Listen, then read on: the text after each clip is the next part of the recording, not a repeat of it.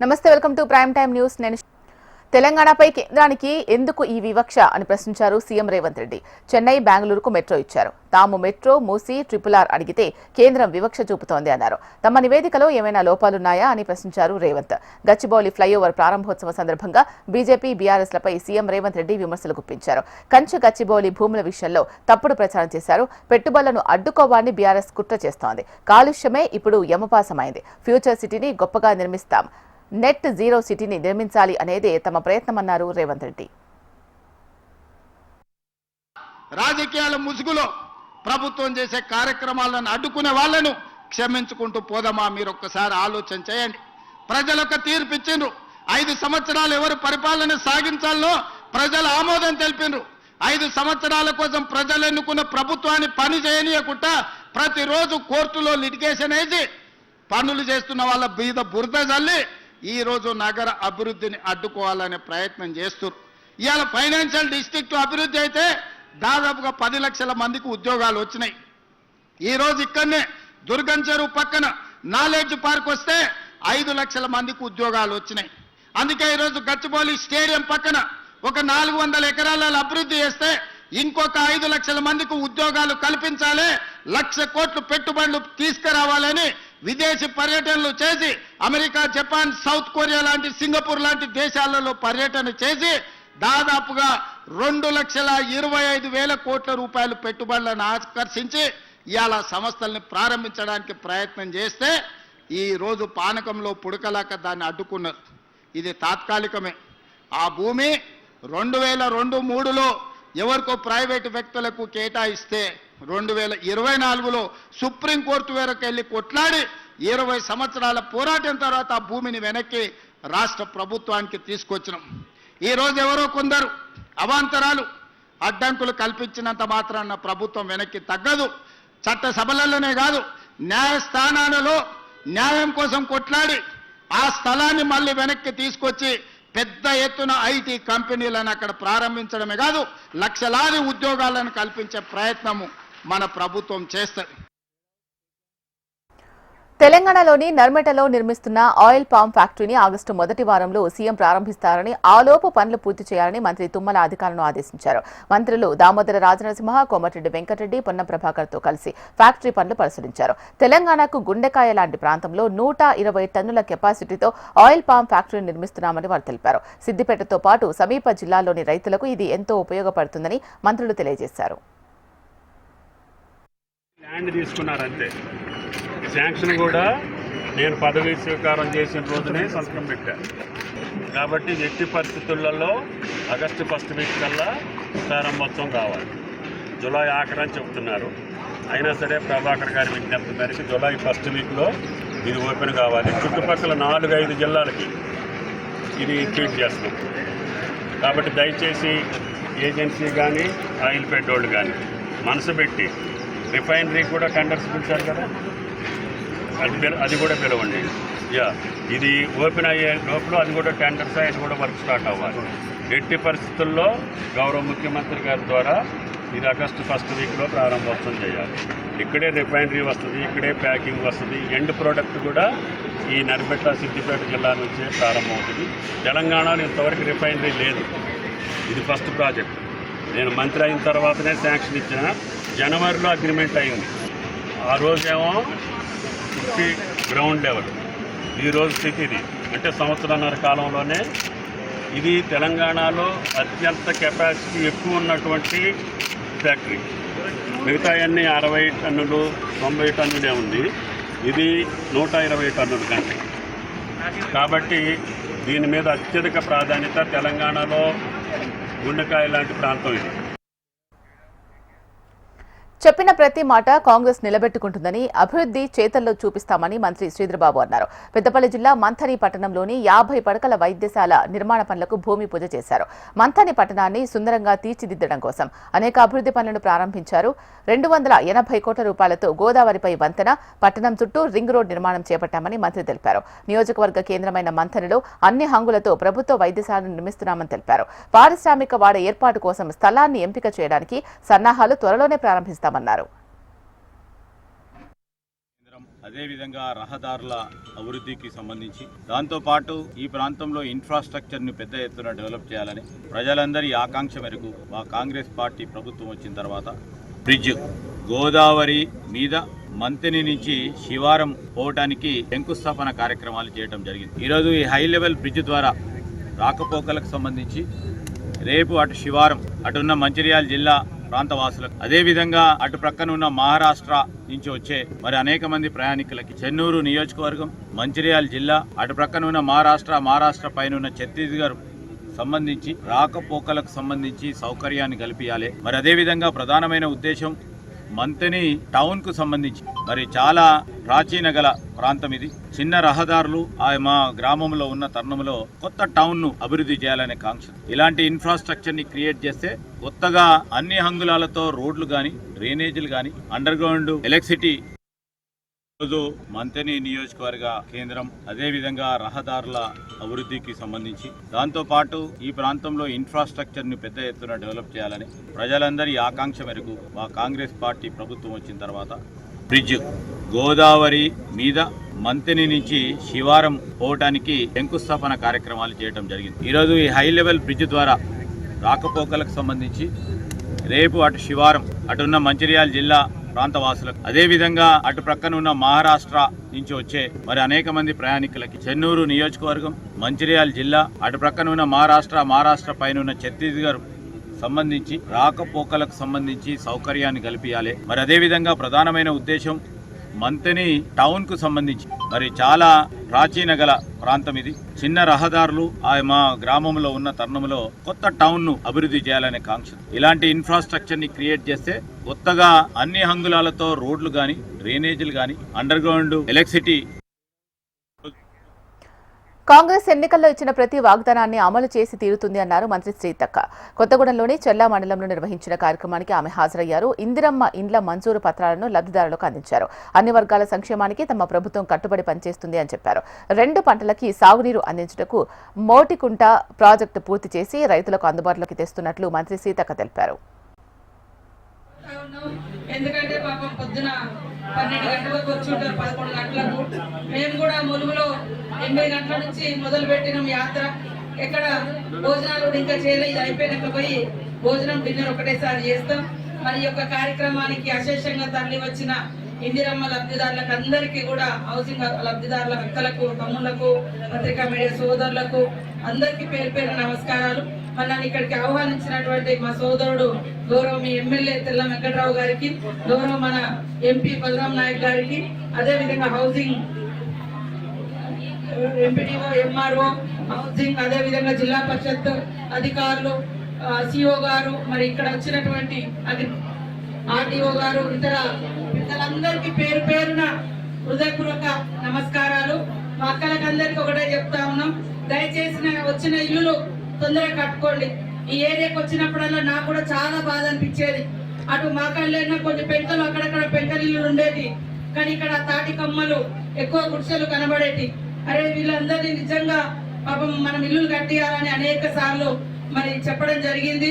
ముఖ్యమంత్రి గారు కూడా ఈ ప్రాంతాన్ని మరి పర్యటించిన ములుగు కానీ, అక్కడ భద్రాచలం దాకా కానీ, పినుపాక కానీ పాదయాత్రల సందర్భంగా వారు కూడా కొన్ని ప్రజలతో ఇంటరాక్ట్ అయ్యి మరి ఖచ్చితంగా మేము ఐటీడీఏలకు అదనంగా ఇల్లులు ఇవ్వాలని చెప్పడంతో మరి ములుగు 1500, భద్రాచలం కొద్దిగా చిన్నది కాబట్టి 1000, అక్కడ జనాభాను బట్టి ఆ రకంగా అదనంగా అందరికీ 3500 ఇస్తే మన ట్రైబల్ ఏరియాలలో, ట్రైబల్ కాన్స్టిట్యున్సీలకు అదనంగా ఇల్లులు ఇచ్చినందుకు ముఖ్యమంత్రి రేవంత్ రెడ్డి గారికి, మరి పొంగులేటి సీనన్న గారికి ప్రత్యేకంగా హృదయపూర్వక ధన్యవాదాలు. మా అక్కలకు అందరికి ఒకటే చెప్తా ఉన్నా, గాంధీ భవన్లో తెలంగాణ కాంగ్రెస్ క్రమశిక్షణ కమిటీని మాజీ ఎమ్మెల్సీ కొండా మురళి కలిశారు. 6 పేజీలతో కూడిన లేఖను కమిటీకి సమర్పించారు. తన వివరణలో ఎమ్మెల్యేలు నాయని రాజేందర్, రేవూరి ప్రకాష్, కడియం శ్రీహరి, గండ్ర సత్యనారాయణపై తీవ్రమైన ఆరోపణలు చేశారు కొండా మురళి. నాయని రాజేందర్ తమ నియోజకవర్గంలో వేలు పెడుతున్నారని, రెడ్డి వర్గం వారికి వరంగల్ ఈస్ట్ లో పోస్టింగులు ఇప్పిస్తున్నారని మండిపడ్డారు. తనకు తెలియకుండా తన నియోజకవర్గంలో పర్యటించడం ఎంతవరకు కరెక్ట్ అని ప్రశ్నించారు. ఇక రేవూరి ప్రకాష్ రెడ్డి బీఆర్ఎస్ నుంచి మూటలు అందుకొని మూసివేసిన ఒక క్రషర్ ను మళ్లీ నడిపిస్తున్నారని, ఇది బీఆర్ఎస్ కు ఆర్థికంగా బలం చేకూరుస్తుందని తెలిపారు. గండ్ర సత్యనారాయణ తన మీదకు వ్యతిరేకంగా ఇతర నాయకులతో కలుస్తున్నారని తెలిపారు కొండా మురళి. కడియం శ్రీహరి బీఆర్ఎస్ నుంచి వచ్చి కాంగ్రెస్ నేతలను వేధిస్తున్నారని ఆరోపించారు. మంత్రి సీతక్కతో తమకు ఎలాంటి విభేదాలు లేవని స్పష్టం చేశారు. కాంగ్రెస్ పార్టీ అన్నా కాంగ్రెస్ లో ఉన్న నేతలన్నా తనకు గౌరవం ఉంది అన్నారు కొండా మురళి. రాహుల్ గాంధీని ప్రధాని చేయాలి అన్న తపన ఉందని తెలిపారు. గాంధీ భవన్లో క్రమశిక్షణ కమిటీని కలిసిన కొండా మురళి ఇటీవల సొంత పార్టీ ఎమ్మెల్యేలపై చేసిన వ్యాఖ్యలకు వివరణ ఇచ్చారు. తన వ్యాఖ్యలు మంచివా చెడ్డవా అనే విషయం తన అంతరాత్మకు తెలుసు అన్నారు కొండా మురళి. నాయకుడిగా తాను పేద బలహీన వర్గాలకు న్యాయం చేసేందుకు పాటుపడతానని తెలిపారు. నేను ఒకటే మాట చెప్తున్నా, కాంగ్రెస్ పార్టీ అన్నా కాంగ్రెస్ పార్టీ పెద్దలన్నా మరి నా గౌరవం. ఎందుకంటే ఆ రోజు మీరు చూసిన రాజశేఖర రెడ్డి గారి గురించి ఎంత త్యాగం చేసినాం. మరి ఈ రోజు కూడా ఒకటే, రేవంత్ అన్న ఇలా ముఖ్యమంత్రిగా మళ్ళా ఉండాలని ఒక బీసీ నాయకుడు మరి మహేష్ కుమార్ అన్న పిసిసి అధ్యక్షుడు అయినందుకు మరి సంతోషపడుతూ ఇక్కడికి రావడం జరిగింది. నన్ను ఎవ్వరేం క్వశ్చన్లు అడగలేదు. మరి అందరూ కూడా నాకు దగ్గరే కాబట్టి నేను ఆ రోజు మరి రాహుల్ గాంధీ గారు మా దగ్గర పాదయాత్ర చేసిండు. రాహుల్ గాంధీ గారు అంటే నాకు గౌరవం. రాహుల్ గాంధీ గారిని ప్రధానమంత్రిగా చేయాలనే మరి ఆ తపన నా దగ్గర ఉంది. కాబట్టి మీరు ఎవ్వరు కూడా దీన్ని వేరే విధంగా అర్థం చేసుకోవద్దు. ఎప్పుడు కాంగ్రెస్ అంటే గౌరవం. మంచితో చెడ్డదు అనేది నా అంతరాత్మకు తెలుస్తుంది. అదేదో వివరణ వాళ్ళకి ఇవ్వడం జరిగింది. నేను బలం ఎంతున్నా అనేది మీకు తెలుసు, ఇవాళ ప్రజలకు తెలుసు, భారతదేశంలో ఉన్న ప్రతి ఒక్కరికి తెలుసు. దయచేసి నన్ను రెచ్చగొట్టకండి. ఎన్నికల సమయంలో తెలంగాణకు వచ్చిన గాంధీ కుటుంబం నిరుద్యోగులకు హామీలు ఇచ్చి దారుణంగా మోసం చేశారని మాజీ మంత్రి హరీష్ రావు ధ్వజమెత్తారు. నిరుద్యోగులు వారి సమస్యలపై పోరాడాలని, వారి న్యాయబద్దమైన పోరాటానికి తాము సంపూర్ణ మద్దతిస్తామని హరీష్ రావు మాటిచ్చారు. తెలంగాణ భవన్లో నిరుద్యోగులతో సమావేశమైన హరీష్ రావు చలో సెక్రటేరియట్ సమ్మె పోస్టును విడుదల చేశారు. బీఆర్ఎస్ హయాంలో 95% ఉద్యోగాలు తెలంగాణ బిడ్డలకే దక్కేలా మాజీ సీఎం కేసీఆర్ చొరవ తీసుకున్నారని హరీష్ రావు గుర్తు చేశారు. మా నిరుద్యోగ యువతను కాంగ్రెస్ పార్టీ దారుణంగా మోసం చేసింది. మేము ప్రభుత్వం మీద ఒత్తిడి పెంచడానికి మీ సహకారం కావాలని చెప్పి యువత అంతా కూడా మమ్మల్ని కోరారు. బీఆర్ఎస్ పార్టీ నిరుద్యోగ యువతీ యువకులకు స్పష్టమైన హామీ ఇస్తా ఉంది. రేవంత్ రెడ్డి ప్రభుత్వం ఆనాడిచ్చిన అన్ని హామీలు అమలు చేసేదాకా బీఆర్ఎస్ పార్టీ శాసనసభలో, శాసన మండలిలో, బయట కూడా ప్రత్యక్ష పోరాటాల్లో కూడా మీకు సంపూర్ణమైన మద్దతు అందిస్తుంది అని చెప్పి నేను తెలియజేస్తా ఉన్నా. బీఆర్ఎస్ పార్టీ మొదటి నుంచి కూడా కేసీఆర్ గారి నాయకత్వంలో స్థానికులకే ఉద్యోగాలు దక్కాలని రాష్ట్రపతి ఉత్తర్వులను సవరించి 95% ఉద్యోగాలు స్థానికులకు దక్కే విధంగా రాష్ట్రపతి ఉత్తర్వులను సవరించి ఆర్డర్లు తెచ్చింది బీఆర్ఎస్ పార్టీ. గతంలో 40%, 30% జోనల్ వ్యవస్థల్లో ఇతర రాష్ట్రాల వాళ్ళు వచ్చి ఇక్కడ ఉద్యోగాలు పొందే అవకాశం ఉండేది. కానీ ఇవాళ అచ్చంగా తెలంగాణ బిడ్డలకే 95% ఉద్యోగాలు దక్కేలా చేసింది కేసీఆర్ గారి ప్రభుత్వం. హైదరాబాద్ లో అన్నపూర్ణ క్యాంటీన్ల పేరు మార్పుపై బీఆర్ఎస్ కార్పొరేటర్లు ఆందోళనకు దిగారు. జీహెచ్ఎంసీ కార్యాలయం వద్ద బీఆర్ఎస్ ధర్నాకు దిగింది. 5 రూపాయలకే పేదల కడుపు నింపే అన్నపూర్ణ క్యాంటీన్ల పేరు మార్చాలి అనే స్టాండింగ్ కమిటీ నిర్ణయాన్ని వ్యతిరేకిస్తూ ప్లకార్డులతో నిరసన చేపట్టారు. అన్నపూర్ణ క్యాంటీన్లను ఇందిరా క్యాంటీన్లుగా పేరు మార్చే కుట్రను అడ్డుకోవాలని బీఆర్ఎస్ డిమాండ్ చేస్తోంది. బల్దియా ప్రధాన కార్యాలయం ముందు కాసేపు ఉద్రిక్తత నెలకొంది. పరిపాలన ఉన్నప్పుడు హైదరాబాద్ జంట నగరాలకు లక్షలాది మంది చదువుకునేటువంటి విద్యార్థులు, నిరుద్యోగులు, వలస వచ్చిన వాళ్ళు, పేదరికంలో ఉన్న వాళ్ళని అందరినీ దృష్టిలో ఉంచుకొని అన్నపూర్ణని 5 రూపాయలకే భోజనం పెట్టాలి, క్వాలిటీ భోజనం పెట్టాలి అనేటువంటి సంకల్పంతో ఆ రోజు వారి కార్యక్రమం అది భారీ ఎత్తున సక్సెస్ అయింది. ఆ రోజు 150 క్యాంటీన్లు మన ప్రభుత్వం ఉన్నప్పుడు ఏర్పాటు చేయడం జరిగింది. దాన్ని ఎక్స్పెండ్ చేసుకుంటూ గ్రేటర్ హైదరాబాద్ పరిధిలో అన్ని ప్రాంతాలలో విస్తరించాలనేటువంటి సంకల్పంతో ఆ కార్యక్రమాన్ని తీసుకున్న తర్వాత మరి బ్రహ్మాండమైనటువంటి రెస్పాన్స్ ఉంది. మనం తినే భోజనాన్ని అన్నపూర్ణ అంటాం. మనం పండించే పంటను కూడా రైతు అన్నపూర్ణగా భావించేటువంటి గొప్ప పేరుని కేసీఆర్ గారు నామకరణం చేస్తే కాంగ్రెస్ ప్రభుత్వం నిన్న మొన్న ఒక నిర్ణయం తీసుకుంది. ఒక్క కౌంటర్ పెంచలే, 150 కౌంటర్లుంటే క్యాంటీన్లుంటే దాంట్లో 20 బంద్ అయినాయి, 20 క్లోజ్ అయినాయి. దాని గురించి దిక్కు లేదు. ఈరోజు ఇందిరమ్మ పేరు పెడతామని చెప్పి ఏం ఉద్ధరించారని ఇందిరమ్మ పేరు పెడతారు? మీరేమన్నా క్వాలిటీ చెక్ చేస్తలేరు, దాని క్వాంటిటీ చెక్ చేస్తలేరు, విస్తరించాలనేటువంటి ప్రయత్నం జరుగుతలేదు. ఒకవేళ మీరు ఏదైనా పేరు మార్చాలనే నిర్ణయం ఇట్లా చేయాలనుకుంటే కౌన్సిల్ ఏర్పాటు చేయండి. ఇక్కడ మా ప్రజాప్రతినిధులందరూ 150 మంది కార్పొరేటర్లు ఉండేటువంటి కౌన్సిల్. తెలంగాణ జాగృతి అధ్యక్షురాలు బీఆర్ఎస్ ఎమ్మెల్సీ కవితతో కేరళకు చెందిన సిపిఐ రాజ్యసభ సభ్యుడు సంతోష్ కుమార్ భేటీ అయ్యారు. పలు అంశాలపై కవితతో చర్చించారు. తెలంగాణ జాగృతితో సాంస్కృతిక అంశాల్లో కలిసి పనిచేస్తామని హామీ ఇచ్చారు. కొంతకాలంగా తెలంగాణ జాగృతి పేరుతో వివిధ కార్యక్రమాలు చేపడుతున్న కవిత వివిధ రాజకీయ పక్షాల మద్దతు కోరుతున్నారు. ఇటీవల తెలంగాణ సిపిఎం రాష్ట్ర కార్యదర్శి జాన్ వెస్లీతో కవిత భేటీ అయ్యారు. బీజేపీ ఎంపీ ఆర్ కృష్ణయ్యను సైతం కవిత కలిసి మద్దతు కోరారు. నిన్న కేంద్ర న్యాయశాఖ మంత్రి రామ్దాసు అథవాలే స్వయంగా కవిత ఇంటికి వెళ్లి ఆమెతో భేటీ అయ్యారు. తాజాగా కేరళ ఎంపీ సంతోష్ కుమార్ కవితను కలవడం పొలిటికల్ గా ఆసక్తిని రేపుతోంది.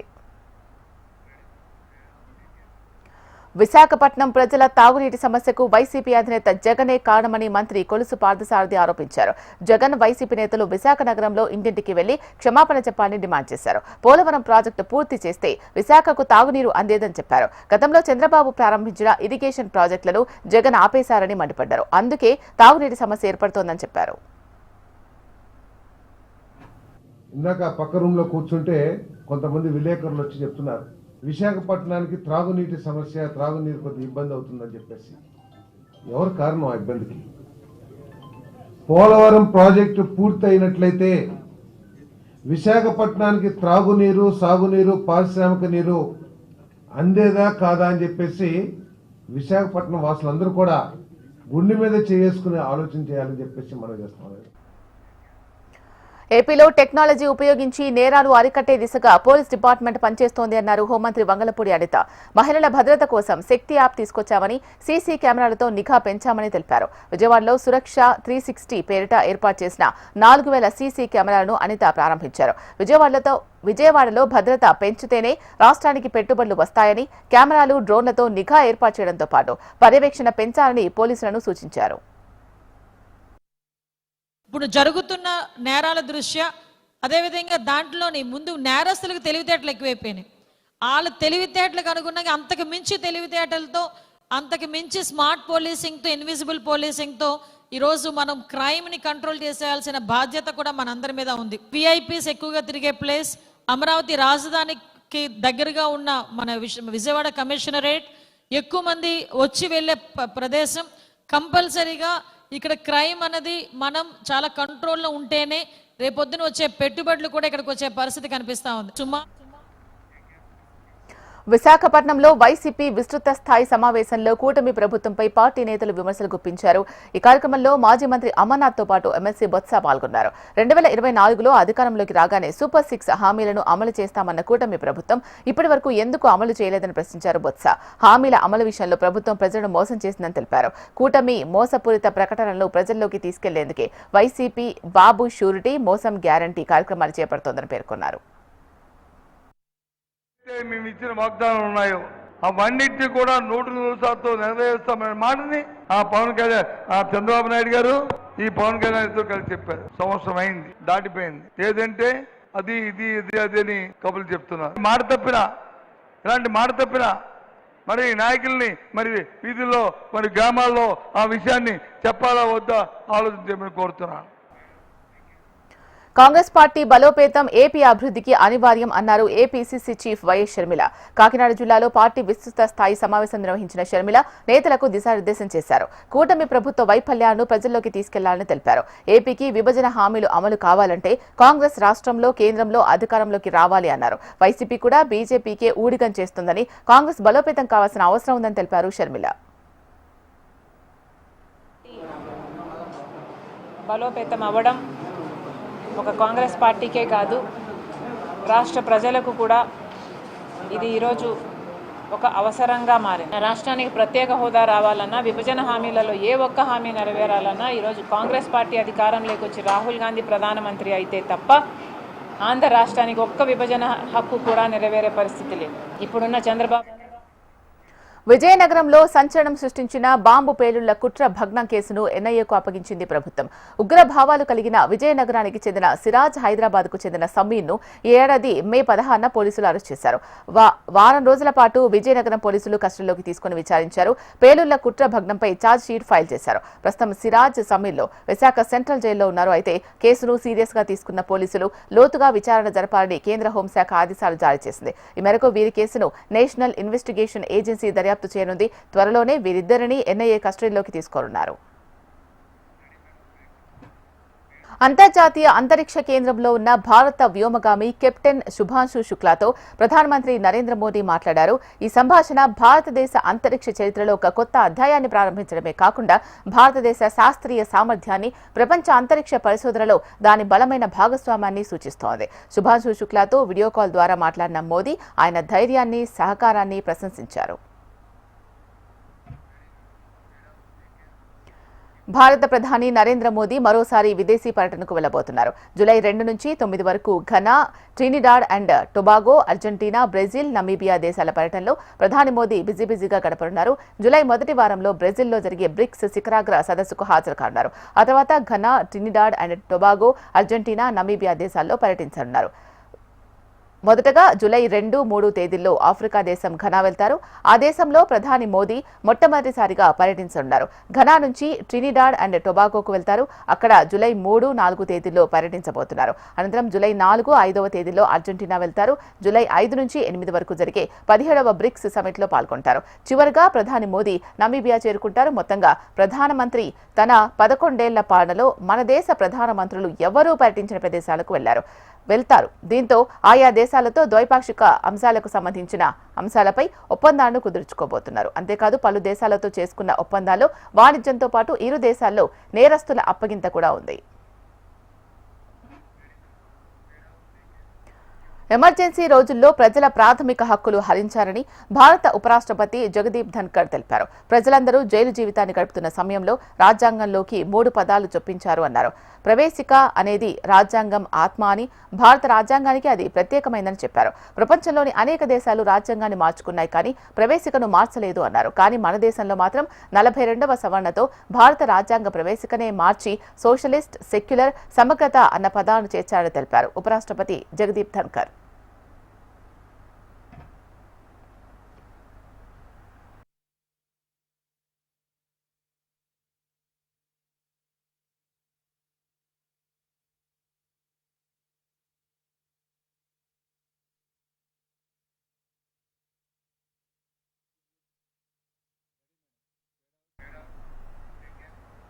దేశాన్ని ఐక్యంగా ఉంచేందుకు ఒకే రాజ్యాంగాన్ని డాక్టర్ బిఆర్ అంబేద్కర్ ప్రతిపాదించారని సుప్రీంకోర్టు ప్రధాన న్యాయమూర్తి జస్టిస్ బిఆర్ గవాయ్ తెలిపారు. ఒక రాష్ట్రానికి ప్రత్యేక రాజ్యాంగం అనే ఆలోచనను ఆయన ఇష్టపడలేదని గుర్తు చేశారు. మహారాష్ట్రలోని నాగ్పూర్లో రాజ్యాంగ ప్రవేశిక పార్క్ ప్రారంభోత్సవంలో సీజేఐ పాల్గొన్నారు. జమ్మూ కశ్మీర్కు ప్రత్యేక హోదాను కల్పించే ఆర్టికల్ 370 రద్దు నిర్ణయాన్ని సమర్థించారు. ఒకే రాజ్యాంగం కింద ఐక్య భారత్ అనే డాక్టర్ అంబేద్కర్ దార్శనికత నుంచి సుప్రీంకోర్టు ప్రేరణ పొందిందని తెలిపారు. ఆర్టికల్ 370 రద్దుపై విచారణ సందర్భంగా దేశాన్ని ఐక్యంగా ఉంచాలి అనుకుంటే మనకు ఒకే రాజ్యాంగం అవసరం అన్న అంబేద్కర్ మాటలను గుర్తు చేసుకున్నారని తెలిపారు. రాజ్యాంగం సమాఖ్యవాదాన్ని అందిస్తుందని, యుద్ధ సమయాల్లో దేశం ఐక్యంగా ఉండకపోవచ్చని డాక్టర్ అంబేద్కర్ ను విమర్శించారని జస్టిస్ గవాయ్ గుర్తు చేశారు. అయితే రాజ్యాంగం అన్ని సవాళ్లకు అనుగుణంగా ఉంటుందని, దేశాన్ని ఐక్యంగా ఉంచుతుందని ఆయన ప్రతిస్పందించారని సీజేఐ అన్నారు. పొరుగు దేశాల్లో పరిస్థితిని చూడండి, కానీ మన దేశం సవాళ్లను ఎదుర్కొన్నప్పుడల్లా అది ఐక్యంగానే ఉందని తెలిపారు. బీహార్ అసెంబ్లీ ఎన్నికలు దగ్గర పడుతూ ఉండడంతో అధికార విపక్షాల మధ్య మాటల యుద్ధం రసవత్తరంగా మారింది. ప్రభుత్వాన్ని ఇరకాటంలో పెట్టేందుకు తేజస్వి యాదవ్ విమర్శలు గుప్పిస్తున్నారు. ఇన్ని రోజులుగా రాజకీయ పార్టీలకు వ్యూహకర్తగా వ్యవహరించిన ప్రశాంత్ కిషోర్ యాక్టివ్ పాలిటిక్స్ లోకి దిగారు. బీహార్ అసెంబ్లీ ఎన్నికల్లో పోటీ చేసేందుకు రాష్ట్ర వ్యాప్తంగా పర్యటనలు చేస్తూ అధికార పార్టీపై దుమ్మెత్తిపోస్తున్నారు. 21,000 మందికి పోలీస్ అపాయింట్మెంట్ లెటర్లను బీహార్ సీఎం నితీష్ కుమార్ ఇవ్వగా ఎన్నికల ముందు ఫేక్ లెటర్స్ తో డ్రామాలు చేస్తున్నారని ఆరోపించారు ప్రశాంత్ కిషోర్. భారత విదేశీ గూఢాచార సంస్థ రీసెర్చ్ అండ్ అనాలిసిస్ వింగ్ తదుపరి చీఫ్ గా పంజాబ్ క్యాడర్ ఐపీఎస్ అధికారి పరాగ్ జైన్ నియమితులయ్యారు. 1989 పంజాబ్ క్యాడర్ కు చెందిన ఆయన జూలై 1న ఈ బాధ్యతలు చేపట్టనున్నారు. 2 ఏళ్ల పాటు ఆయన ఈ పదవిలో కొనసాగనున్నారు. ప్రస్తుత రా చీఫ్ రవి సిన్హా పదవీ కాలం జూన్ 30న ముగియనుండటంతో తదుపరి అధిపతిగా పరాగ్ జైన్ ను కేంద్ర ప్రభుత్వం నియమించింది. మేరకు కేంద్ర నియామకాల కేబినెట్ కమిటీ ఉత్తర్వులు జారీ చేసింది. నిఘా విభాగంలో సూపర్ డిటెక్టివ్ గా పేరున్న పరాగ్ జైన్ ఎన్నో కీలక ఆపరేషన్లకు నేతృత్వం వహించారు. ఇటీవల భారత్ చేపట్టిన ఆపరేషన్ సింధూర్లోనూ కీలకంగా వ్యవహరించినట్లు సమాచారం. పీఓకేతో పాటు పాకిస్తాన్లో అనేక ఉగ్ర స్థావరాలను ధ్వంసం చేసేందుకు కొన్ని నిమిషాలే పట్టినప్పటికీ ఈ ఖచ్చితమైన లక్ష్యాలు సాధించేందుకు మన నిఘా విభాగం కొన్నేళ్ల పాటు గ్రౌండ్ వర్క్ చేసింది. ఇందులో జైన్ ప్రముఖ పాత్ర పోషించినట్టు తెలిసిందే. 2021లో పంజాబ్లో డీజీపీ ర్యాంకు పొందిన జైన్ డిప్యూటేషన్పై కేంద్ర సర్వీసుల్లోకి వచ్చారు. ఎయిర్ ఇండియా విమానం ప్రమాదంపై దర్యాప్తు చేస్తున్న అధికారి భద్రతను కేంద్రం తాజాగా పెంచింది. దర్యాప్తునకు నాయకత్వం వహిస్తున్న air craft accident investigation bureau chief GVG Yugandhar కి ఎక్స్ కేటగిరీ భద్రత కల్పిస్తోంది. బ్యూరో చీఫ్ కి ముప్పు పొంచి ఉందన్న ఇంటెలిజెన్స్ నుంచి సమాచారం రావడంతో హోంమంత్రిత్వ శాఖ ఈ నిర్ణయం తీసుకుంది. ఏఏఐబీ డీజీ యుగంధర్ కు ఇక నుంచి ఎక్స్ కేటగిరీ భద్రత కల్పిస్తున్నట్లు కేంద్ర హోంమంత్రిత్వ శాఖ వర్గాలు వెల్లడించాయి. జూన్ 16 నుంచి ఈ నిర్ణయం అమలుకు వచ్చినట్టు పేర్కొన్నారు. దీని ప్రకారం ఆయనకు సీఆర్పీఎఫ్ కమాండోలతో రక్షణ కల్పిస్తున్నారు. జూన్ 12న ఈ దుర్ఘటన చోటు చేసుకోగా ఆ మరుసటి రోజే ప్రమాదంపై దర్యాప్తునకు ఏఏఐబీ ప్రత్యేక కమిటీని ఏర్పాటు చేసింది. దీనికి యుగంధర్ నేతృత్వం వహిస్తుండగా aviation medicine, air traffic control నిపుణులు, నేషనల్ ట్రాన్స్పోర్టేషన్ సేఫ్టీ బోర్డు నిపుణులు సభ్యులుగా ఉన్నారు. ప్రమాదానికి గురైన విమానం నుంచి సేకరించిన బ్లాక్ బాక్సులు ఏఏఐబీ ల్యాబ్కు తరలించారు. అందులోని డేటాను విజయవంతంగా డౌన్లోడ్ చేసి ప్రమాదానికి గల కారణాలను విశ్లేషిస్తున్నారు. పహల్గామ్ ఉగ్రదాడికి ప్రతీకారంగా ఆపరేషన్ సింధూర్ పేరుతో పాకిస్తాన్లోని ఉగ్ర స్థావరాలపై భారత్ మెరుపు దాడులు చేసింది. ఈ దాడుల్లో జైషే మహమ్మద్, లష్కరే తోయిబా ఉగ్ర గ్రూపులకు చెందిన పలు కీలక స్థావరాలను భారత సైన్యం నేలమట్టం చేసింది. అయినా తీరు మార్చుకుని దాయాది దేశం ఉగ్ర స్థావరాలను మళ్లీ పునరుద్ధరిస్తున్నట్లు నిఘా వర్గాలు పేర్కొన్నాయి. ఉగ్రవాద లాంచ్ ప్యాడ్లు, శిక్షణా శిబిరాలను తిరిగి స్థాపించడానికి అక్కడ అధికారులు చురుకుగా పనిచేస్తున్నట్టు తెలుస్తోంది. పాకిస్తాన్ ఆక్రమిత కాశ్మీర్, పాక్లోని ఉగ్రవాద మౌలిక సదుపాయాలను పునర్నిర్మించడానికి ఆ దేశ ప్రభుత్వం, దాని నిఘా సంస్థ ఐఎస్ఐ పెద్ద మొత్తంలో నిధులు సేకరిస్తూ ఉగ్ర సంస్థలకు సహకరిస్తున్నట్టు నిఘా వర్గాలు పేర్కొంటున్నాయి. ఇతర దేశాలు వైమానిక దాడులకు పాల్పడితే సులభంగా తప్పించుకునే విధంగా నియంత్రణ రేఖ సమీపంలోని దట్టమైన అడవుల్లో ఉగ్రవాద శిబిరాలు నిర్మిస్తున్నట్టు తెలిపాయి. లుని, పుట్వాల్, తైపు పోస్ట్, జమీలా పోస్ట్, ఉమ్రాన్ వాలీ, చాప్రార్, ఫార్వర్డ్ కహూటా, చోటా చెక్, జంగ్లోరా వంటి ప్రాంతాల్లో వీటి నిర్మాణానికి ఏర్పాటు చేస్తున్నట్టు వెల్లడించాయి. ఈ శిబిరాల్లో థర్మల్ ఇమేజర్లు, ఫోలేజ్ పెనిట్రేటింగ్ రాడార్, ఉపగ్రహ నిఘాను ఎదుర్కొనేలా రూపొందించిన అధునాతన సాంకేతిక పరికరాలు అమరుస్తున్నట్లు సమాచారం. పాకిస్తాన్లో తాలిబాన్ హఫీజ్ గుల్ బహదూర్ గ్రూప్ జరిపిన ఆత్మాహుతి దాడిలో 16 మంది సైనికులు ప్రాణాలు కోల్పోయినట్లు ఆ దేశ సైనికాధికారులు ప్రకటించారు. ఈ దాడిలో పౌరులు, ప్రభుత్వ అధికారులు, పోలీసు అధికారులు సహా 24 మందికి తీవ్ర గాయాలైనట్లు తెలిపారు. ఆఫ్ఘాన్ సరిహద్దులోని ఖైబర్ పంఖ్తుక్వా ప్రావిన్స్ లో శనివారం ఉగ్రవాది పేలుడు పదార్థాలు ఉన్న వాహనంతో సైనిక కాన్వాయ్ పైకి దూసుకెళ్లాడని అన్నారు. వాహనంలో భారీ పేలుడు సంభవించడంతో 13 మంది పాక్ సైనికులు అక్కడికక్కడే ప్రాణాలు కోల్పోయారు. గాయపడిన వారిని ఆసుపత్రికి తరలించగా చికిత్స పొందుతూ మరో 3 మరణించారు. పేలూరులో 2 ఇళ్ల కప్పులు కూలిపోవడంతో వాటిలో ఉన్న 6 పిల్లలు గాయపడినట్లు అధికారులు పేర్కొన్నారు. పాకిస్తాన్కు చెందిన తాలిబాన్ హఫీజ్ గుల్ బహదూర్ గ్రూప్ ఈ పేలుడు ఘటనకు బాధ్యత వహిస్తూ ప్రకటన చేసింది. అమెరికా సుప్రీంకోర్టులో అధ్యక్షుడు డొనాల్డ్ ట్రంప్ కు భారీ విజయం లభించింది. వ్యక్తిగత న్యాయమూర్తులు ట్రంప్ అధికారాలను కట్టడి చేయడాన్ని సుప్రీంకోర్టు పరిమితం చేసింది.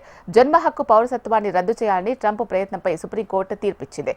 డిస్ట్రిక్ట్ కోర్టు న్యాయమూర్తులు దేశవ్యాప్తంగా జారీ చేసిన నిషేధాలు చట్టసభలు కోర్టులకు ఇచ్చిన అధికారాలను మించిపోయేలా ఉందని కోర్టు వెల్లడించింది. అమెరికన్ గడ్డపై పుట్టిన ప్రతి వ్యక్తికి ఆటోమేటిక్ పౌరసత్వాన్ని రద్దు చేయాలని ట్రంప్ కార్యనిర్వాహక ఉత్తర్వు రాజ్యాంగ భద్రతపై అత్యున్నత న్యాయస్థానం తీర్పు ఇవ్వలేదు. జన్మతా వచ్చే పౌరసత్వాన్ని నిరోధించే ట్రంప్ ఉత్తర్వులను నిలిపివేయాలని 22 రాష్ట్రాలు దావా వేశాయి. దీనిపై విచారణ జరిపిన సుప్రీంకోర్టు వలసదారుల పౌరసత్వ దుర్వినియోగాన్ని తీవ్రంగా ఖండించింది. ఈ తీర్పును ట్రంప్ అతిపెద్ద విజయంగా కొనియాడారు. పుట్టుకతో వచ్చే వారసత్వ మోసాన్ని ఈ తీర్పు పరోక్షంగా దెబ్బతీసింది అన్నారు. ఈ విజయం న్యాయ మంత్రిత్వ శాఖ విజయంగా భావిస్తున్నారు ట్రంప్ చెప్పారు. పౌరుల అవసరాల కోసం అణు విద్యుత్ ఉత్పత్తికి ఇరాన్కు సహకరించేందుకు అమెరికా $30 బిలియన్ సాయం చేస్తుంది అన్న వార్తలను డొనాల్డ్ ట్రంప్ ఖండించారు. ఇరాన్కు సైనికేతర అణు సౌకర్యాల కోసం $30 బిలియన్ ఇస్తున్నట్లు కథనాన్ని ప్రచురించిన వార్తా సంస్థపై ట్రంప్ మండిపడ్డారు. ఇదంతా ఫేక్ న్యూస్ అని ఆయన స్పష్టం చేశారు. వీడియో వండి వార్చిన కథనాలు అంటూ విమర్శలు చేశారు. ఇరాన్తో కొత్త దౌత్య ఒప్పందానికి ట్రంప్ కార్యవర్గం సిద్ధమవుతుందని ఒక వార్తా సంస్థ కథనాన్ని ప్రచురించింది. దాని ప్రకారం ఇరాన్లోని 3 అణు కేంద్రాలపై అమెరికా దాడుల అనంతరం ట్రంప్ పశ్చిమాసియా ప్రతినిధి స్టీవ్ విట్కాఫ్ గల్ఫ్ దేశాల ప్రతినిధులతో శ్వేత సౌధంలో సమావేశమయ్యారు. అదే సమయంలో కొందరు ప్రతినిధులు ఇరాన్కు చెందిన కీలక నాయకులతో ఫోన్లో మాట్లాడారు. అప్పుడు ఇరాన్ పౌర అణు కార్యక్రమానికి $20 నుంచి $30 బిలియన్ ఖర్చవుతుంది అని అంచనాకొచ్చారు. ఆ మొత్తంలో కొంత అరబ్ దేశాలు పంచుకోవాలని యుఎస్ ఆశిస్తోంది. దీంతో ఎలాగైనా టెహ్రాన్ను చర్చలకు టేబుల్ పైకి తీసుకొచ్చేలా అమెరికా ప్రయత్నాలు చేస్తోంది అనేది అందులోని సారాంశం. తాజాగా దీన్నే ట్రంప్ తోసిపుచ్చారు. Iran supreme leader Ayatollah Ali ఖమేనీని ఉద్దేశిస్తూ అమెరికా అధ్యక్షుడు డొనాల్డ్ ట్రంప్ చేసిన వ్యాఖ్యలను టెహ్రాన్ ఖండించింది. తమతో నిజంగా అణు ఒప్పందం కావాలి అనుకుంటే ఖమేనీని మర్యాదగా సంబోధించాలని ట్రంప్నకు ఆ దేశ విదేశాంగ మంత్రి అబ్బాస్ అగార్చీ సూచించారు. ఖమేనీ హత్యకు గురి కాకుండా రక్షించామని ఆయన కృతజ్ఞత లేనివాడని ఆరోపిస్తూ ట్రంప్ ట్రూత్ సోషల్లో ఒక పోస్ట్ పెట్టారు. ఖమేనీ ఎక్కడ ఆశ్రయం పొందారో తనకు ఖచ్చితంగా తెలుసని చెప్పారు. ప్రపంచంలో అత్యంత శక్తివంతమైన అమెరికా, ఇజ్రాయెల్ దళాల చేతుల్లో ఆయన జీవితాన్ని ముగించనివ్వలేదని పేర్కొన్నారు. అతనిని అతి ఘోరమైన చావు నుంచి రక్షించాను అన్నారు. అయినా తనకు ధన్యవాదాలు తెలపలేదని ట్రంప్ రాసుకొచ్చారు. ఈ సందర్భంగా ఇరాన్పై ఉన్న ఆంక్షలను సడలించే విషయాన్ని తాను ఇటీవల పరిశీలించానని తెలిపారు. అయినా తనపై కోపం, ద్వేషంతో కూడిన ప్రకటనలు వస్తూనే ఉన్నాయని, అందుకే ఆంక్షల నుంచి ఉపశమనం కలిగించే విషయాన్ని విరమించుకున్నారని వెల్లడించారు. ఇవి ఇప్పటివరకున్న అప్డేట్స్. చూస్తూనే ఉండండి HM టీవీ. వార్త ఆగదు, నిజం దాగదు.